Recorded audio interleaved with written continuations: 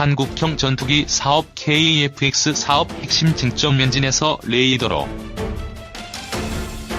고성능 능동주사 배열 레이더 등 미국 정부의 4가지 핵심 기술 이전 거부로 한국형 전투기 개발 사업이 차질을 빚는 가운데 국산 전투기 개발에 또 하나의 넘사벽이 도사리고 있다는 말들이 흘러나오고 있습니다. 바로 한국형 전투기의 미사일 등 무장의 국산화 문제입니다. 국산 전투기 개발에서 레이더와 센서 등 임무 장비의 개발도 중요하지만 미사일, 정밀유도 폭탄 등 무장 통합 기술까지 확보해야 하기 때문입니다. 현재 KF-X 사업의 핵심 쟁점은 엔진에서 레이더로 옮아가고 있고 머지않아 무장 국산화 문제로 옮겨갈 것이라고 보는 이가 많습니다.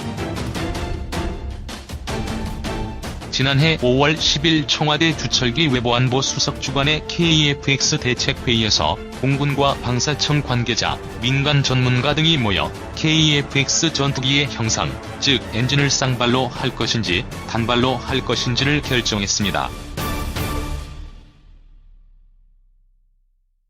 결국 경론을 벌인 끝에 참석자들은 국방과학연구소와 인도네시아가 550억 원을 들여 국제 공동 탐색 개발한 C-103 쌍발 엔진 형상으로 결정하면서 엔진에 대한 논란을 진화했습니다. 모카레이더 개발 문제로 온 나라가 시끌시끌합니다. 하루에도 수십 건씩 KF-X의 책임론부터 시작해서 AESA 레이더 국내 개발에 대한 기사가 쏟아져 나오고 있습니다. 즉 한국항공우주산업은 AESA 레이더 제작사인 미노스롭 그라만에서 레이더를 블랙박스 형태로 직구매해 2025년 개발 목표 시한을 맞추려 하고 있고 동시에 순차적으로 국산화를 추진한다는 방침입니다. 그러나 방위사업청은 영국의 셀렉스와 이스라엘의 엘타, 그리고 스웨덴의 사부의 레이더를 염두에 두는 모양입니다. 유럽의 레이더 기술은 미국의 노스롭 그라만과 레이시온을 제외하고는 영국과 프랑스가 그 뒤를 잇고 있고 스웨덴과 이스라엘이 뒤를 추격하고 있습니다. 프랑스도 자국 개발의 라팔 전투기에 장착하는 RB2를 개발했으나 아직 완전한 AESA 레이더로 판정받지 못했다고 합니다. 그러나 프랑스는 2002년 차세대 전투기 1차 사업 때 라팔이 F-15K에 아깝게 패하면서 애초부터 한국 시장에 관심을 잃은 상황이라는 분석입니다. 지난해 7월 말 기자는 스코틀랜드 에든버러시 크롭 로드에 있는 셀렉스 본사를 찾아 첨단 AESA 레이더 생산 시설을 돌아볼 기회가 있었습니다. 영국의 셀렉스는 제2차 세계대전 기간 중 독일과 도버해 협에서 전파 전쟁을 벌이면서 레이더 기술을 향상시켰고 지금도 세계 최고 수준의 레이더 기술을 보유하고 있습니다. 셀렉스는 유로파이터에 장착된 캡터 AESA 레이더의 축소형이라고 볼 수 있는 빅센 1000을 반제품 형태로 제공해 면허 생산을 통해 프로그래밍 파일을 활용하는 방법을 전수할 용의가 있는 것으로 알려졌습니다. 셀렉스가 제안하는 빅센 1000 레이더는 와이드 필드 오브 리가드 면에서 미국 노스롭 그루먼이 세이버와 레이시온이 레이서를 능가하는 성능을 보유한 레이더입니다. 한국은 2007년경 FA-50에 셀렉스의 AESA 레이더인 빅센 501을 장착하려고 했으나 FA-50이 한국항공우주산업과 록히드 마틴이 공동 생산한 T-50 고등훈련기를 기반하고 있기 때문에 미국의 반대로 좌절된 적이 있습니다.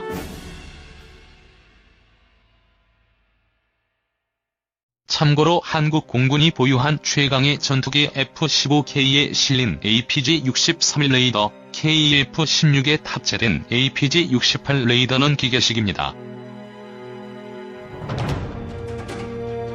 이에 반해 스웨덴의 사보와 이스라엘의 엘타는 전자식 레이더인 AESA를 실제로 보유하고 있지 않습니다.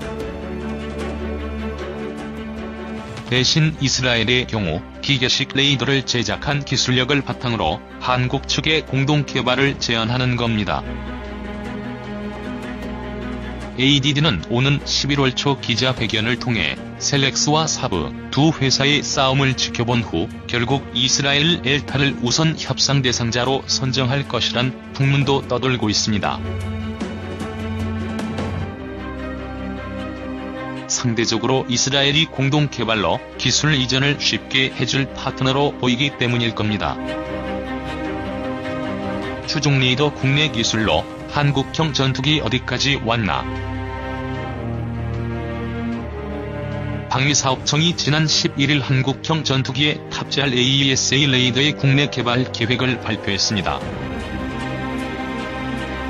능동전자조사 시위상 배열이라는 긴 이름의 AESA 레이더는 적전투기는 물론 공대공, 공대지 등 타격 미사일의 표적을 식별하는 핵심 장비입니다.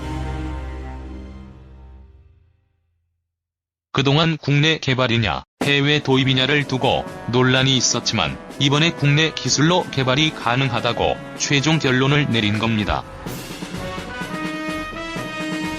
군 당국은 AESA 레이더의 국내 개발이 확정되면서 KF-X의 체계 개발에 탄력이 붙을 것으로 보고 있습니다.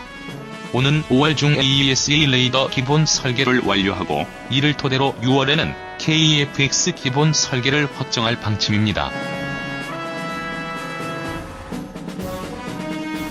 KF-X는 어떤 사업이고 언제쯤 우리 군에 인도될까요? 이 사업은 도입 30에서 40년이 된 F4, F5 등 노후 전투기를 국산 전투기로 대체하기 위해 시작됐습니다. 2002년 10월 합동참모회의에서 신규 소요가 결정됐는데 개발과 양산에 드는 비용이 무려 18조 원에 달해 수차례 타당성 검토가 진행됐습니다.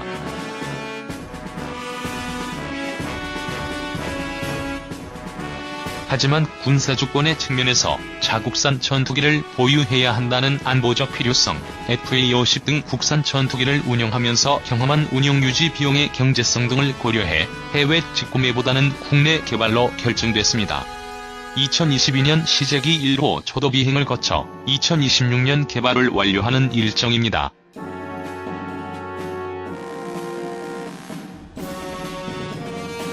전투기 기체의 형상은 현재 C-108 모델로 개발이 진행 중입니다. 2012년 탐색 개발 당시 다이아몬드형 날개와 쌍발 엔진을 장착한 C-103-2000 모델입니다. 이후 C-104, C-105, C-106, C-107 등을 거치며 동체의 길이와 폭, 날개 면적 등이 개선됐습니다.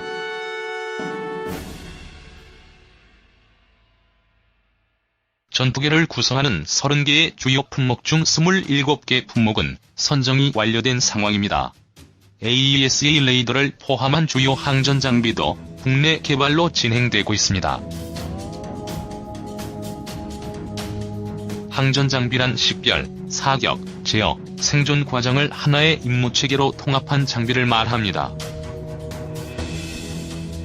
전자파를 쏘지 않고 적외선으로 표적을 탐색하는 적외선 탐색 추적 장비, 레이저를 이용해 표적을 식별하는 전자광학 추적 장비 등으로 구성됩니다.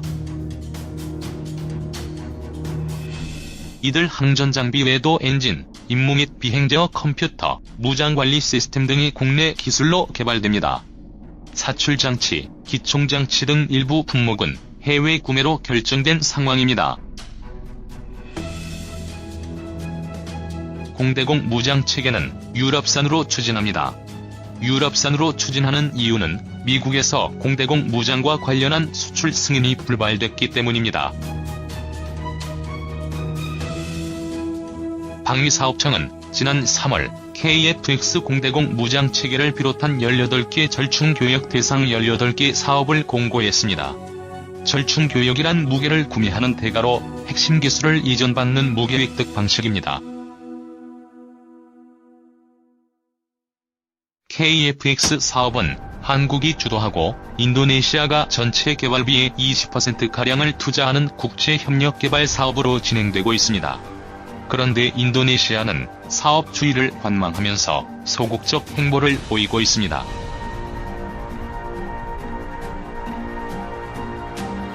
실제로 인도네시아는 지난해 하반기 내야 할 개발 분담금을 납부하지 않고 있는 상황입니다.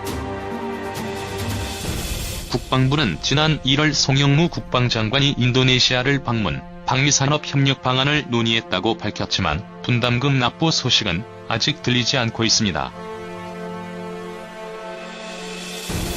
무기 개발이 어려운 이유는 한 번도 가보지 않은 길을 가야 하기 때문일 것입니다. 개발을 끝낸 해외 선진국으로부터 구매하는 게 유리하다는 의견도 있지만 대다수 안보 전문가들은 전투기나 전차 등 군의 골격을 이루는 무기 체계는 국산화를 해야 한다고 말합니다. 우리 손으로 우리 전투기를 만들기 위한 긴 여정이 본격화되고 있습니다.